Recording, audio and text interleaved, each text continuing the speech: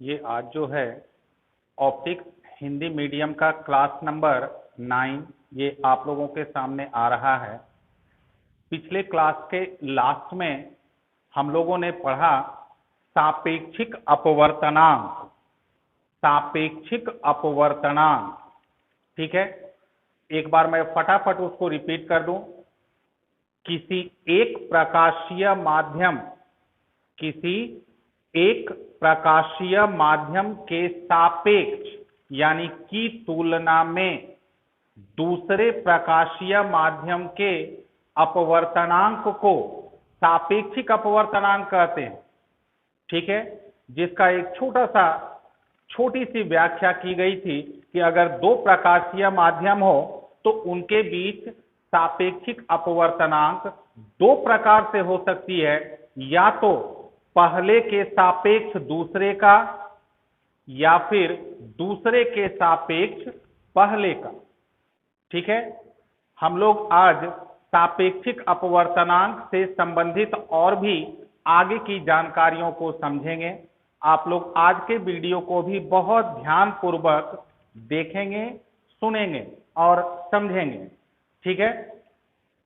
तो जैसा बताया गया कि सापेक्षिक अपवर्तनांक के लिए दो माध्यम चाहिए, प्रकाशीय माध्यम दो चाहिए। हम लोग ऐसा करते हैं, दो प्रकाशीय माध्यम को कुछ न कुछ संकेत के द्वारा निरूपित कर लेते। मान लेते हैं एक प्रकाशीय माध्यम को दर्शा देंगे ए, कुछ भी मान सकते हैं, और दूसरे प्रकाशीय माध्यम को दर्शा देंगे किससे, बी। तो दो माध्यम को हम लोग किससे सूचित कर देंगे, एक को ए और दूसरे को बी। तो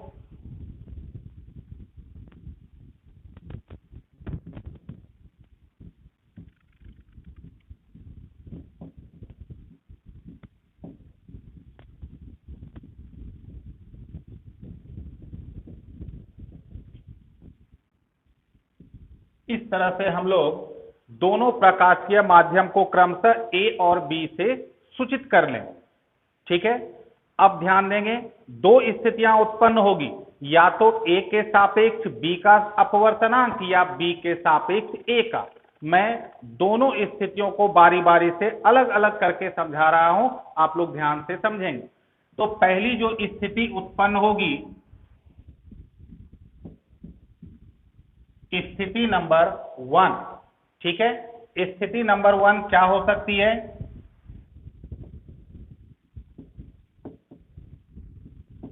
ए के सापेक्ष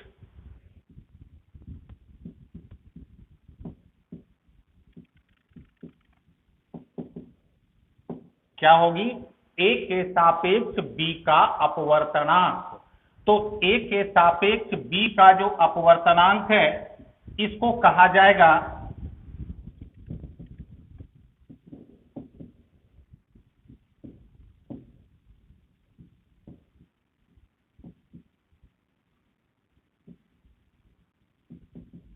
क्या कहेंगे इसको, बी का सापेक्षिक अपवर्तनांक। इसको पहले इसलिए नहीं लिख करके रखा गया बोर्ड पर क्योंकि सामने में लिख करके समझाने से विद्यार्थियों को ज्यादा बेहतर समझ में आएगा, ठीक है। इसलिए पहले से नहीं लिखा गया, ठीक है। तो फिर से रिपीट कर दें, स्थिति नंबर 1, ए के सापेक्ष बी का अपवर्तनांक, ए के सापेक्ष बी का अपवर्तनांक, जिसको हम लोग कहेंगे बी का सापेक्षिक अपवर्तनांक। क्लियर है। तो दूसरी स्थिति क्या हो जाएगी,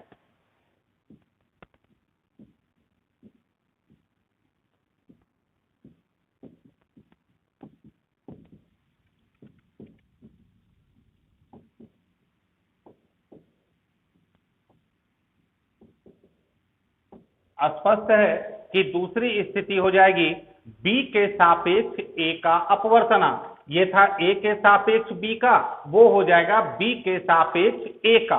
तो हम लोग इसको किसका सापेक्षिक अपवर्तनांक कहेंगे,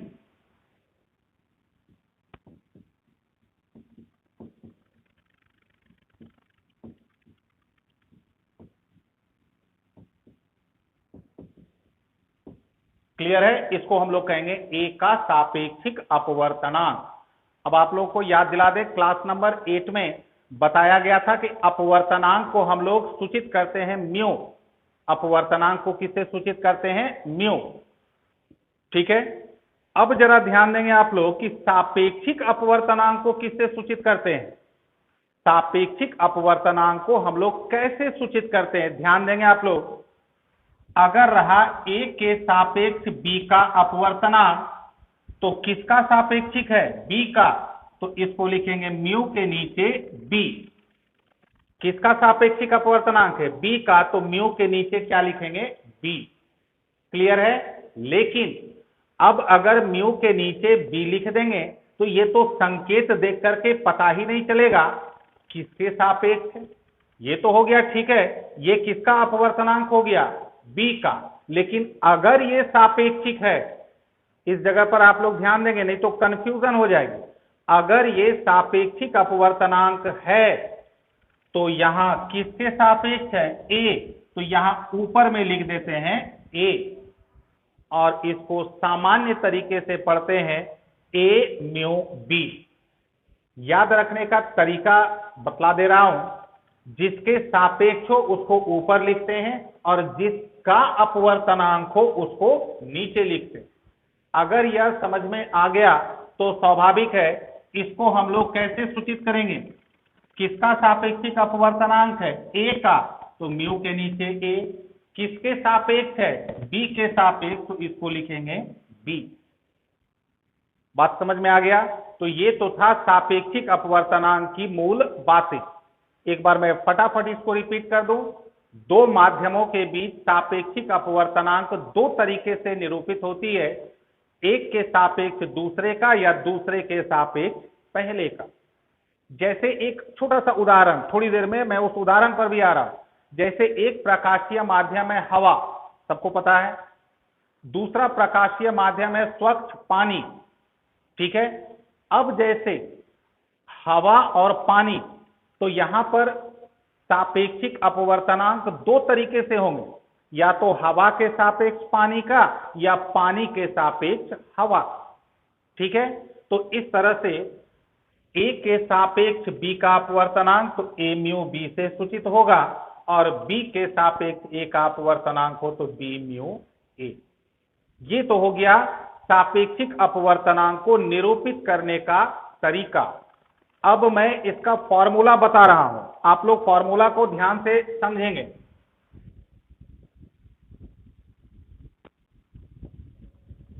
फॉर्मूला को समझने के लिए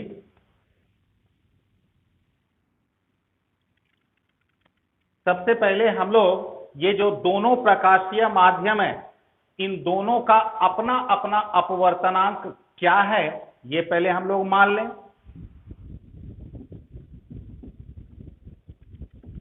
माना कि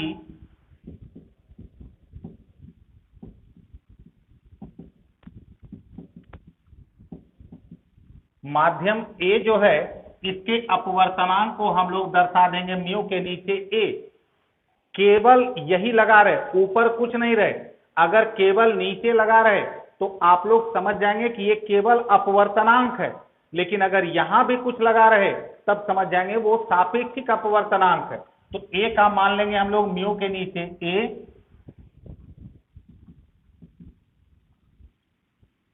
और माध्यम B के अपवर्तनांक को मान लेंगे क्या?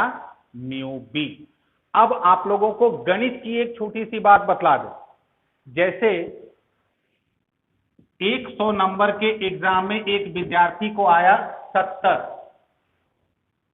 100 नंबर के किसी परीक्षा में एक विद्यार्थी को मार्क्स आया 70, तो हम लोग उसका स्कोर कुछ ऐसे लिखते हैं 70/100। ये सबको पता है, आप लोग सबों को पता है, लेकिन इसमें एक बहुत मूल बातें छुपी हुई है। जरा आप लोग उसको ध्यान से समझेंगे, इस जगह पर आसान हो जाएगा मामला। अंक हासिल हुआ 70, यानी ये 70 उस विद्यार्थी से रिलेटेड है, और ये 100 परीक्षा से रिलेटेड है। तो किसके सापेक्ष आया 70? 100 के सापेक्ष आया 70, 100 की तुलना में आया 70। तो किससे तुलना हुआ? 100 से।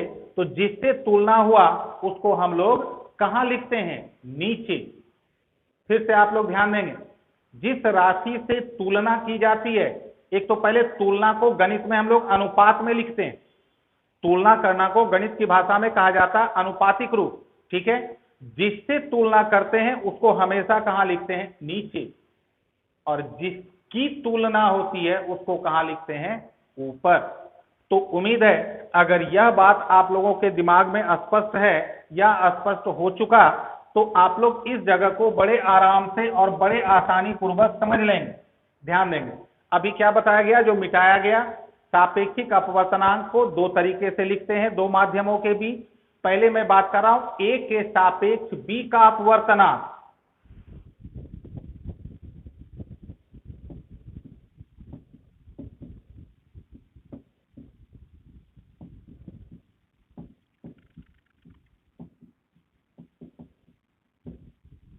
तो इसका सिंबल क्या बताया गया?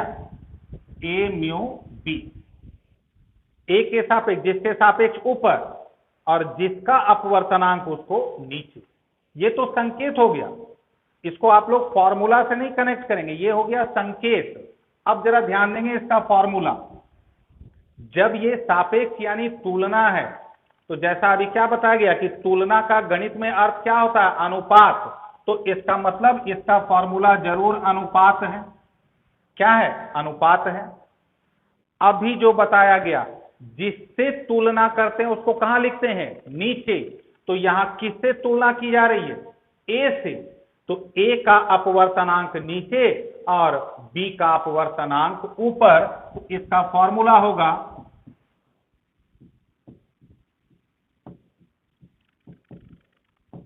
बी का अपवर्तनांक, और तुलना किससे हो रहा है? ए से। तो नीचे क्या लिखाएगा? ए का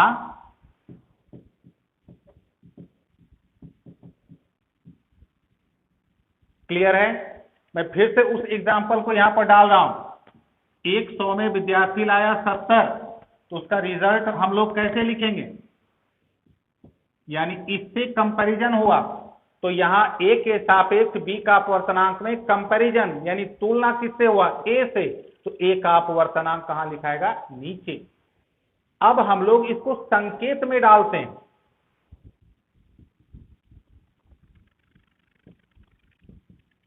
बी का अपवर्तनांक को हम लोग किससे दर्शाएंगे?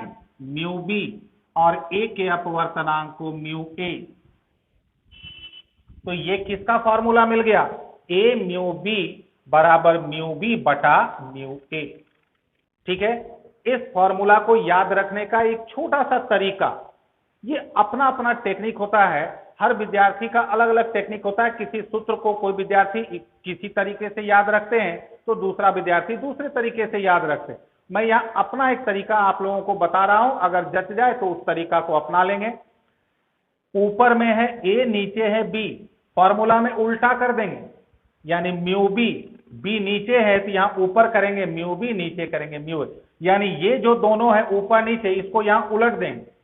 ये अपना अपना तरीका है, हो सकता है आप लोगों का खुद का एक तरीका हो, उसी तरीका को अपना लेंगे। ठीक है, अब इसकी दूसरी स्थिति, यहां हम लोगों ने क्या लिया? ए के सापेक्ष बी का अपवर्तनांक। तो दूसरा क्या हो जाएगा? बी के सापेक्ष ए का अपवर्तनांक।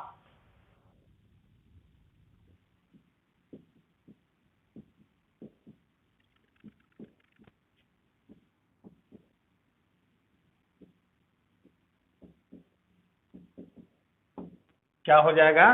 बी के सापेक्ष ए का अपवर्तनांक। अभी थोड़ी देर पहले क्या बताया गया? इसका symbol B mu A. B mu A, जिसके सापेक्ष उसको कहां लिखेंगे? ऊपर। ठीक है, अब जरा ध्यान देंगे, फिर ये कंपैरिजन है तो अनुपात तो होना ही है, स्वाभाविक है, जब तुलना है तो अनुपात होना है। इस बार किससे तुलना हो रही है? बी से। तो बी का अपवर्तनांक कहां लिखाएगा? नीचे। तो ऊपर किसका लिखाएगा? ए का।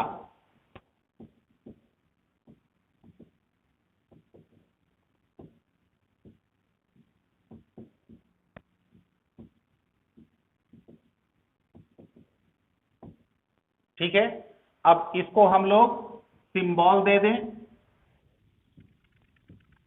ए का अपवर्तनांक म्यू ए,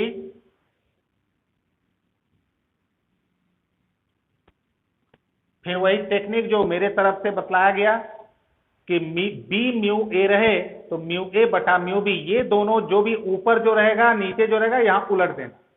ये मेरा टेक्निक है, ठीक है। बाकी आप लोग जैसा उचित समझें। तो इस तरह से हम लोगों को सापेक्षिक अपवर्तनांक का फॉर्मूला मिल गया, ठीक है। अब हम लोग सापेक्षिक अपवर्तनांक से जुड़े हुए कुछ और भी फॉर्मूला है जिसको हम लोग डेराइव्ड फॉर्मूला कहते हैं या एक्सटेंडेड यानी विस्तार विस्तृत रूप, ठीक है। तो अब जो हम लोग फॉर्मूला जो हम लोग समझने जा रहे हैं यह भी ध्यान रखेंगे आप लोग, बहुत बहुत बहुत उपयोगी होता है और एग्जाम में एक ना एक ऑब्जेक्टिव या कुछ न कुछ थोड़ा बहुत आ ही जाता है अपवर्तनांक और सापेक्षिक अपवर्तनांक से रिलेटेड, ठीक है। तो अब मैं इससे जुड़ा हुआ कुछ और फॉर्मूला को समझाने जा रहा हूं और उसको बताने भी जा रहा हूं।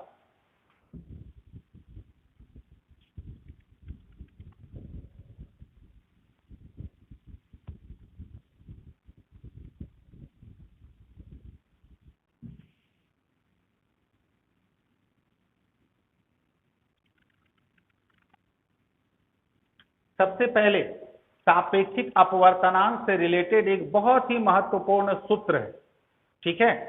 सूत्र क्या है? सूत्र नंबर 1,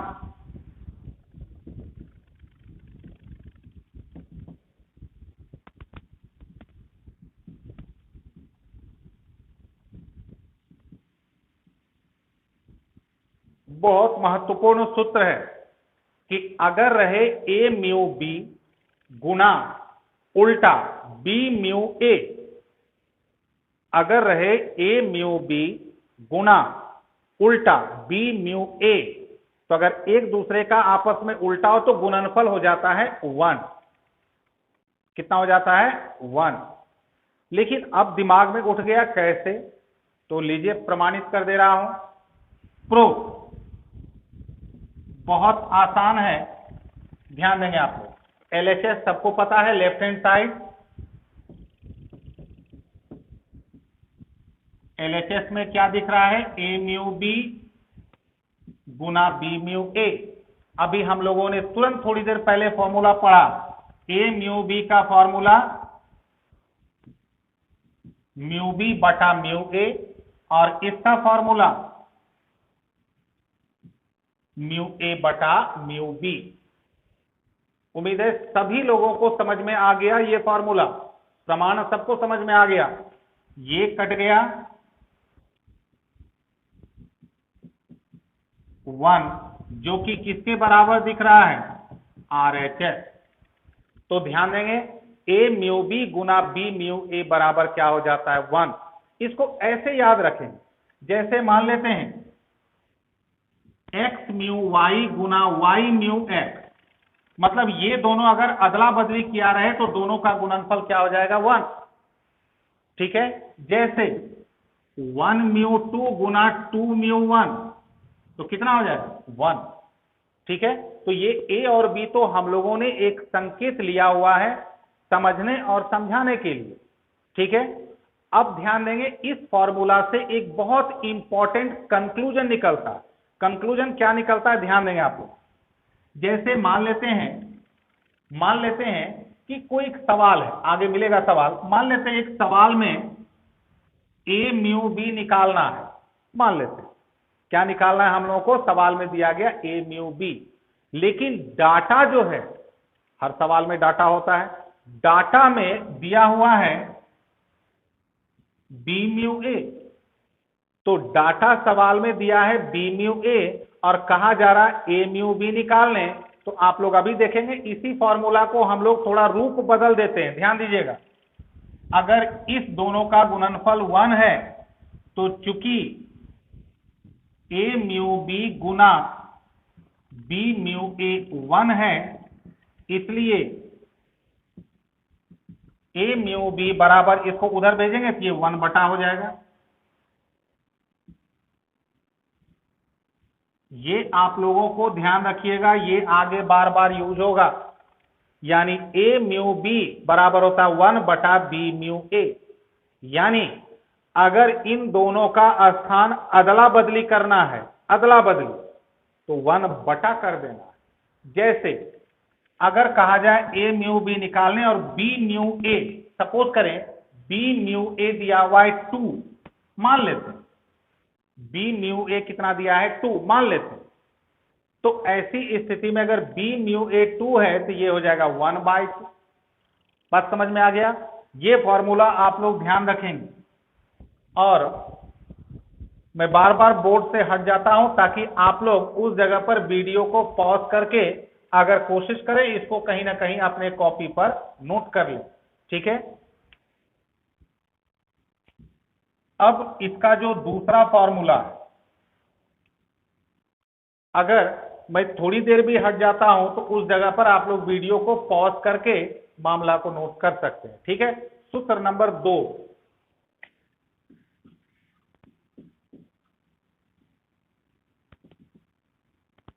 सूत्र नंबर 2 है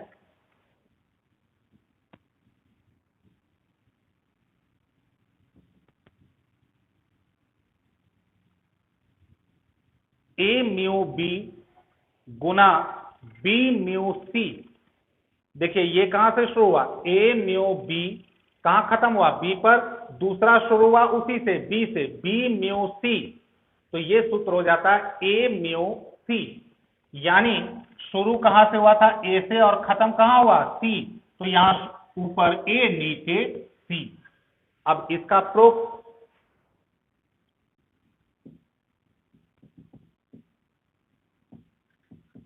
एलएचएस, एलएचएस में है ए म्यू बी, तो फॉर्मूला क्या हो जाएगा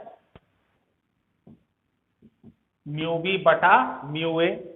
फिर है B mu C, formula mu C बटा म्यू बी।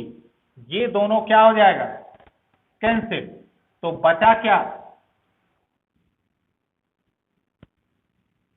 अब जरा याद कीजिए, अभी हम लोग थोड़ी देर पहले पढ़े म्यू सी बटा म्यू ए, ये किसका फॉर्मूला है ए म्यू सी, जो कि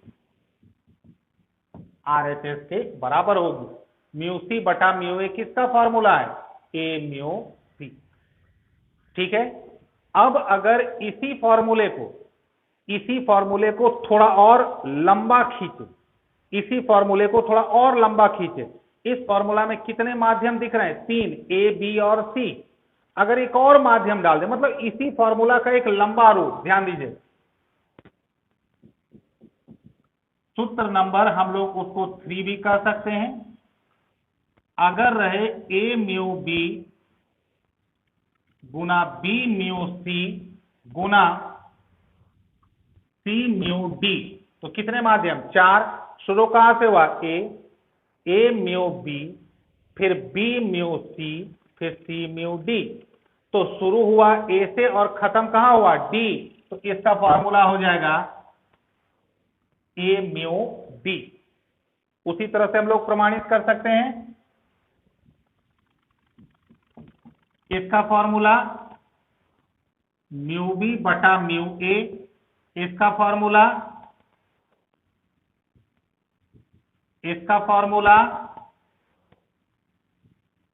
ये इससे कैंसिल, ये इससे कैंसिल,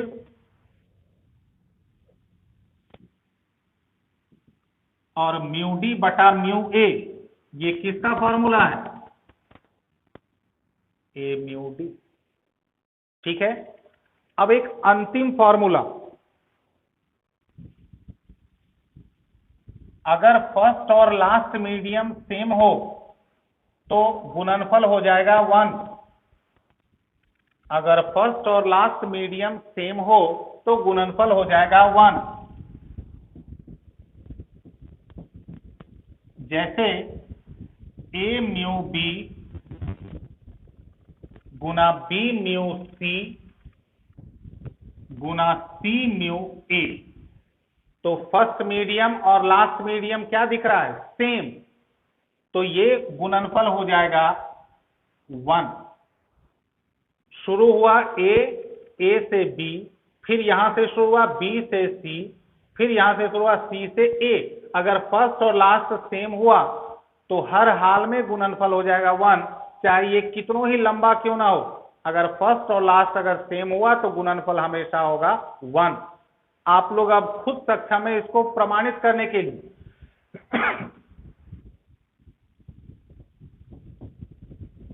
ध्यान दीजिए, ए म्यू बी का फॉर्मूला म्यू बी बटा म्यू ए, बी म्यू सी का फॉर्मूला सी म्यू ए का फॉर्मूला, ये कटा इससे, ये कटा इससे, ये कट गया इससे। तो कहने का मतलब ये हुआ फर्स्ट और लास्ट मीडियम अगर सेम हो तो पूरा गुणनफल हो जाएगा 1। जैसे मैं एक एग्जांपल दे रहा हूं, अगर रहे ए म्यू बी गुना बी म्यू सी गुना सी म्यू डी गुना डी म्यू, फिर वापस हो जाए ए, तो फर्स्ट मीडियम और लास्ट मीडियम सेम है तो गुणनफल कितना हो जाएगा 1। ठीक है, तो उम्मीद कर रहे हैं कि आप लोगों को ये सापेक्षिक अपवर्तनांक का मामला समझ में आ रहा होगा और आ चुका होगा। अब हम लोग कुछ हम लोग जितने प्रकाशीय माध्यमों को आमतौर पर इस्तेमाल करते हैं उनमें, जैसा मैंने इसके पहले वाले क्लास में बताया था, सबसे कम अपवर्तनांक होता है हवा का, जिसका मान होता है 1। उसको मैंने प्रमाणित भी किया था, बताया भी था कि कैसे 1 होता। तो माध्यम हवा का अपवर्तनांक सबसे कम होता है और उसका मान होता है 1।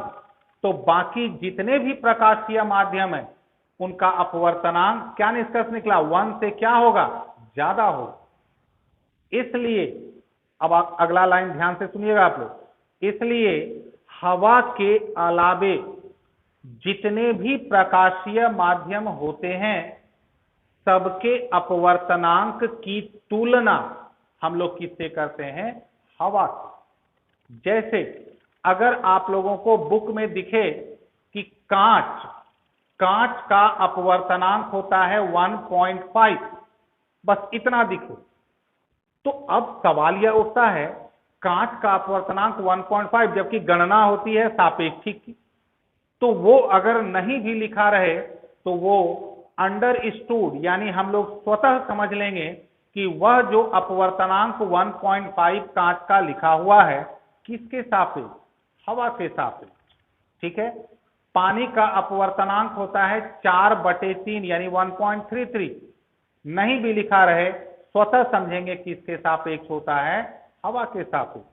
तो इस तरह से हम लोग 3 दैनिक जीवन में उपयोग होने वाले प्रकाशीय माध्यमों को हम लोग एक्सेप्ट करेंगे और उसको हम लोग टॉपिक में ला करके उसको आगे बढ़ाएंगे। कौन कौन सा, हवा, पानी और कांच। ठीक है,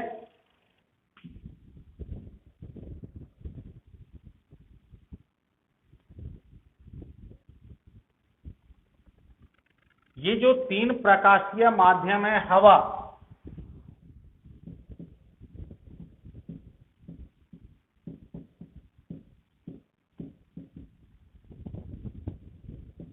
हवा को इंग्लिश में कहते हैं एयर, तो इसको हम लोग सूचित करेंगे ए से। पानी, वाटर, तो सूचित करेंगे डब्ल्यू से। कांच, ग्लास, तो उसको हम लोग किससे सूचित करेंगे, जी। अब यहां पर हम 2 आंकड़ा आप लोगों को बतला दें, आप लोग उसको याद कर लेंगे। पहला,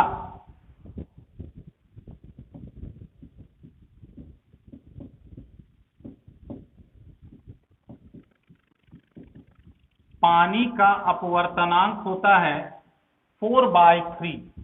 अब देखिए यहां पर कुछ नहीं लिखा है किसके सापेक्ष, तो अभी मैंने क्या बतलाया, कुछ नहीं लिखा हो स्वतः समझ जाना है किसके सापेक्ष, हवा के सापेक्ष।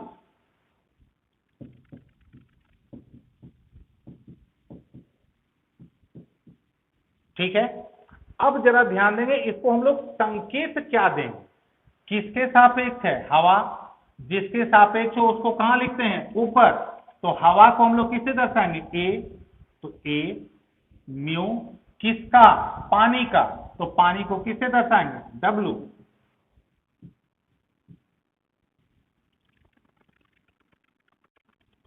तो ये ए उधर वाला ए नहीं है, वो ए और बी तो माना हुआ था, यहां ए का मतलब एयर और डब्लू का मतलब वाटर। तो हवा के सापेक्ष पानी का अपवर्तनांक 4/3। अब इसको जरा ऐसे समझेंगे, याद है अभी क्या बतलाया गया था, ए म्यू डब्लू का फॉर्मूला क्या होता है, म्यू डब्लू। अब देखिए ये तुलना कैसे हुआ, यदि यदि हवा का अपवर्तनांक 3 तो पानी का 4, यदि हवा का अपवर्तनांक 3 तो पानी का, यदि हवा का 3 तो पानी का 4। तो अब आप लोगों के दिमाग में तुरंत टेंशन आ गया कि हवा का 3 कैसे, हवा का तो 1 होता है। तो बस वही तो हम लोग करने जा रहे हैं कि अगर हवा का 1 तो पानी का कितना 4/3, वही 4/3। दूसरा डाटा बहुत महत्वपूर्ण,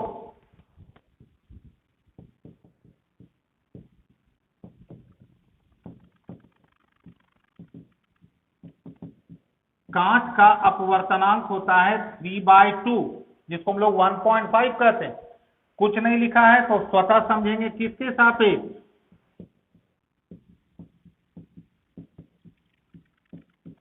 अब इसको संकेत क्या देंगे, हवा के लिए ए म्यू और कांच के लिए जी।